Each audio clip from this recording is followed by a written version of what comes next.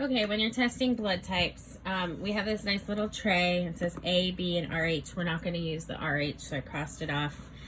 Let's pretend I put A blood type in here. You don't know your blood types. You're going to have to figure them out. If I put A blood type in here, I also put A blood type in here, so I'm going to put my sample 1 in here, my sample 1 in here. Now, I'm not saying sample 1 is A because it's not.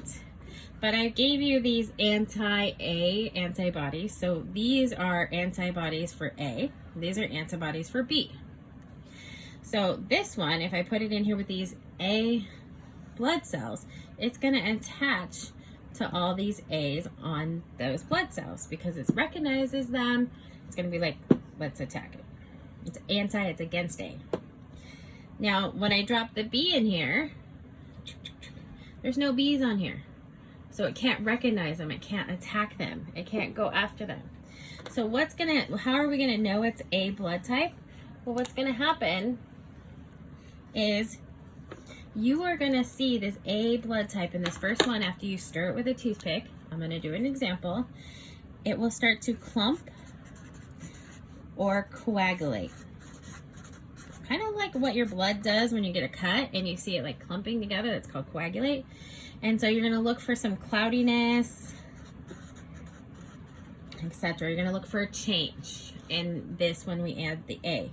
So every time you're going to add anti-A here and anti-B here, and you're going to look for a change.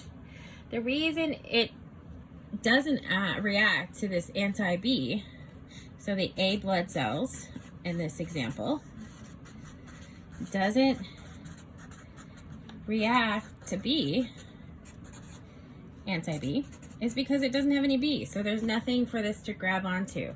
Remember when we talked about, let me get that page back.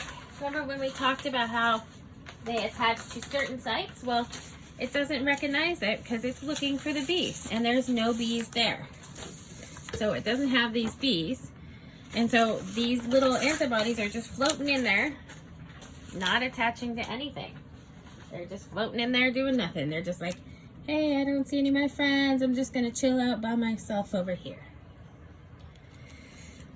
All right, the next slide, I'm going to go ahead and tell you how to start this experiment, and then I'm going to demo the experiment.